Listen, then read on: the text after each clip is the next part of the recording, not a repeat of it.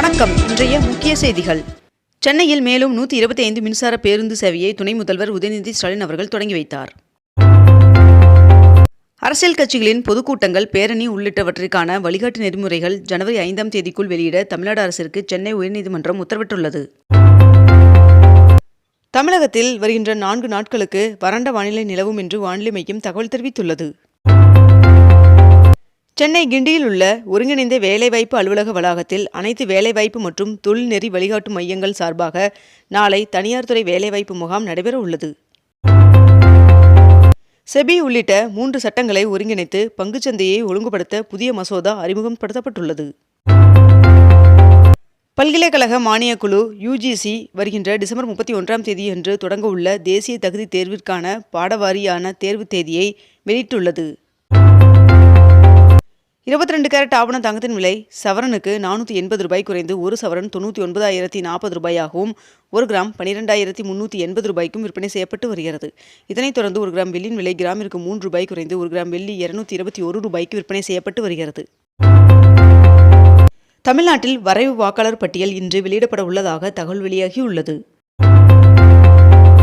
மகாத்மா காந்தி ஊரக வேலைவாய்ப்பு திட்டத்திற்கு மாற்றாக ராம்ஜி மசோதா மக்களவையில் நிறைவேற்றப்பட்டது.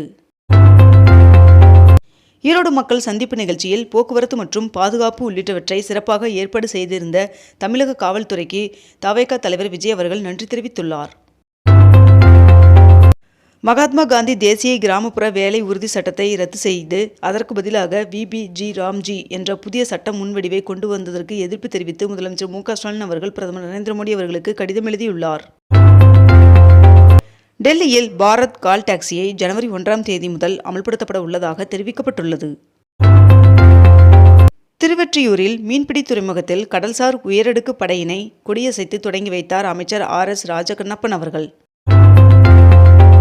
அணுசக்தி துறையில் தனியார் நிறுவனங்களை அனுமதிக்கும் மசோதா மாநிலங்களவையிலும் நிறைவேற்றம் செய்யப்பட்டுள்ளது. இனி ரயில்வே முன்பதிவு பட்டியல் 10 மணி நேரத்திற்கு முன்பே வெளியாகும் என்று தெரிவிக்கப்பட்டுள்ளது. இந்தியா ஓமன் இடையே ஒருங்கிணைந்த பொருளாதார கூட்டு ஒப்பந்தம் கையெழுத்தானது. அமெரிக்க வரி விதிப்பால் தமிழ்நாடு ஏற்றுமதி துறைக்கு சிக்கல் ஏற்பட்டுள்ளதற்கு விரைந்து தீர்வு காண பிரதமர் நரேந்திர மோடி அவர்களுக்கு முதலமைச்சர் மு.க. ஸ்டாலின் அவர்கள் கடிதம் எழுதியுள்ளார். இன்று அனுமன் ஜெயந்தி கொண்டாடப்பட உள்ளது. திருவண்ணாமலையில் தீபத் திருவிழாவை முன்னிட்டு மகாதீபம் ஏற்றப்பட்ட மலையில் புனித நீர் தெளித்து சிறப்பு பூஜை நேற்று நடந்தது. தவேக தலைவர் விஜய் அவர்கள் நேற்று ஈரோடு மாவட்டத்தில் பிரச்சாரம் மேற்கொண்டார். இந்தியாவில் சராசரி ஊழியர்களின் சம்பளம் 2026ஆம் ஆண்டில் 9% அதிகரிக்கும் என்று தெரிவிக்கப்பட்டுள்ளது. 100 நாள் வேலை திட்டத்தின் பெயரை மாற்ற எதிர்ப்பு தெரிவித்து நாடாளுமன்ற வளாகத்தில் இந்தியா கூட்டணி MPக்கள் பேரணியில் ஈடுபட்டனர். கோவையில் அமைய உள்ள 2 நூலகங்களுக்கு நூல்கள் கொள்முதல் செய்ய 26ஆம் தேதிக்குள் விண்ணப்பிக்கலாம் என்று தெரிவிக்கப்பட்டுள்ளது. தமிழ்நாட்டின் பொருளாதார வளர்ச்சி விகிதம் 16% அதிகரித்துள்ளதாக அமைச்சர் தங்கம் தென்னரசு அவர்கள் தெரிவித்துள்ளார்.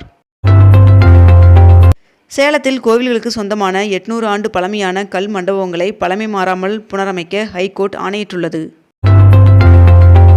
கொளத்தூரில் 25 கோடி ரூபாய் செலவில் அமைக்கப்பட்ட பேரறிஞர் அண்ணா திருமண மாளிகையை முதலமைச்சர் மு.க. ஸ்டாலின் அவர்கள் திறந்து வைத்துள்ளார்.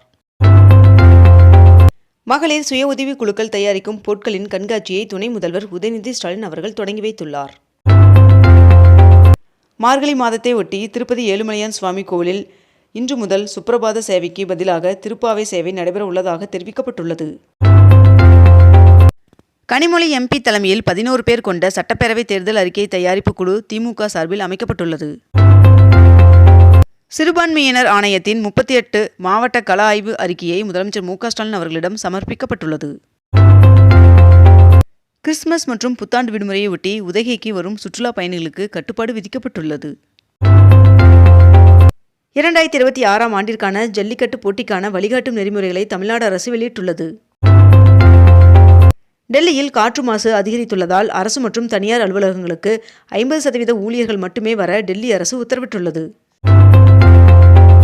கிறிஸ்துமஸ் மற்றும் புத்தாண்டு விடுமுறையை ஒட்டி உதகைக்கு வரும் சுற்றுலா பயணிகளுக்கு கட்டுப்பாடு விதிக்கப்பட்டுள்ளது. கேரள அரசின் பரிந்துரையை ஏற்று 2 பல்கலைக்கழகங்களுக்கு துணைவேந்தர்களை நியமித்து அம்மாநில ஆளுநர் உத்தரவிட்டுள்ளார். தமிழ்நாடு விளையாட்டு மாநாடு 2.0வை துணை முதல்வர் உதயநிதி ஸ்டாலின் அவர்கள் தொடங்கி வைத்தார். பெரியாறு அணையிலிருந்து இன்று முதல் 31ஆம் தேதி வரை 15 நாட்களுக்கு வினாடிக்கு 95 கன அடி வீதம் மொத்தம் 121 மில்லியன் கன அடிக்கு மிகாமல் தண்ணீர் திறந்துவிட அரசு ஆணையிட்டுள்ளது. திருப்பூர் மாவட்டம் பல்லடத்தில் 29ஆம் தேதி திமுக மேற்கு மண்டலம் மகளிர் அணி மாநாடு நடைபெற உள்ளதாக தகவல் வெளியாகியுள்ளது. நெல்லையில் வருகின்ற டிசம்பர் 20 மற்றும் 21 ஆகிய தேதிகளில் முதலமைச்சர் மு க ஸ்டாலின் அவர்கள் சுற்றுப்பயணம் மேற்கொள்ள உள்ளதாக தகவல் தெரிவிக்கப்பட்டுள்ளது. குடியரசுத் தலைவர் திரௌபதி முர்மு அவர்கள் நேற்று வேலூர் ஸ்ரீபுரம் தங்கக்கோவிலுக்கு வருகை தந்தார். சென்னை பூந்தமல்லி போரூர் இடையிலான மெட்ரோ ரயில் சேவை தொடக்க விழாவில் பிரதமர் நரேந்திர மோடி அவர்கள் பங்கேற்க உள்ளதாக தகவல் வெளியாகியுள்ளது. டெல்லியில் வாகனங்களுக்கு மாசு தர சான்றிதழ் இருந்தால் மட்டுமே பெட்ரோல் பங்குகளில் பெட்ரோல் வழங்கப்படும் என்று டெல்லி அரசு அறிவித்துள்ளது. மும்பை பந்த்ராவில் 14 கோடி ரூபாய் செலவில் பெருமாள் கோவில் கட்ட திருப்பதி ஏழுமலையான் சுவாமி கோயில் அறங்காவலர்கள் கூட்டத்தில் முடிவு செய்துள்ளது. 100 நாள் வேலை திட்டத்தின் கீழ் கடந்த ஒரு மாதத்தில் மட்டும் 16 லட்சம் பேர் நீக்கப்பட்டுள்ளதாக தகவல் தெரிவிக்கப்பட்டுள்ளது.